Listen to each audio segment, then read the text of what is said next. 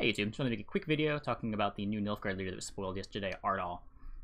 He is a Nilfgaard leader with 16 provisions with order, sees an enemy unit with 3 or less power, the value is raised by 1 for every 4 tactic cards in your starting deck. This immediately reminds me of 2 cards from pre-Homecoming Gwent, which are Muzzle and Viper Witcher. Reminds me of Muzzle, because it is a card that steals small stuff while not being able to take big things, so it ends up being dead against raw value decks in a lot of situations. It makes bad raw value. Before Homecoming, Golds tried to get around 20 to 22 points, and Muzzle capped out at 16 raw value. But it made up for it by stealing engines, and it does that here too. So instead of stealing like Great Swords and Archospores, we're stealing Nausicaa Brigades, we're damaging Botchlings and taking them, we're damaging Octvists and taking them, we're taking Thrive units, all that kind of stuff. And if we want to compare it to Viper Witcher, it's because it scales in the deck builder, right? His value is raised by 1 for every 4 tactic cards in your deck, which is basically 0.5 points for each extra tactic. So how does it differ here? So unlike Muzzle, this is a leader instead of a card, which has a couple of important implications. For one, your opponent could play around Muzzle a lot easier by boosting their units every time you try to damage them to never give you a Muzzle. It was a very common game pattern where you would try to damage an opposing unit to into Muzzle range, and your opponent would boost out of it, knowing that you were trying to muzzle their guy. With Ardal, there's no window for them to boost their guy back out of it. You damage a unit, you damage the Botchling with Wolfpack, and then you immediately use your Ardal and take it. They never get a window to flip their Botchling, they never get a window to buff their guy with Unicorn, none of that stuff. And it's different from Viper Witcher, because, well, 0.5 per card is a lot worse than 3 per card.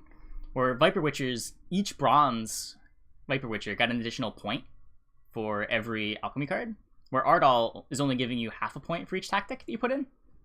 And arguably, alchemy cards were better than tactics are in current Gwent, I think. But anyway, it's significantly worse in terms of the scaling reward.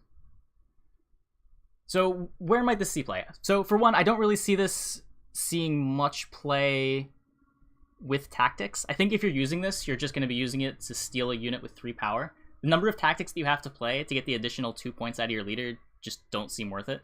I wouldn't play Assassination for 0.5 extra points every time I use it. There's really 2 reasonable tactics, and that's Commander's Horn and Bribery. So if you want to consider that most of the time your Assassination is going to deal 5, it's sort of like playing a 6 damage, 6 provision removal spell, because you're getting a full additional point on your Assassinations. And I just don't know if that's where I'd want to be. One notable thing, though, about getting this up to 4 exactly, is that if the Unicorns continue to see play going forward after their nerf, which is, for those of you that don't know, the Unicorns, Birds announced they were getting changed to, rather than counting if the other Unicorn is in your hand, it's going to check if it's in play.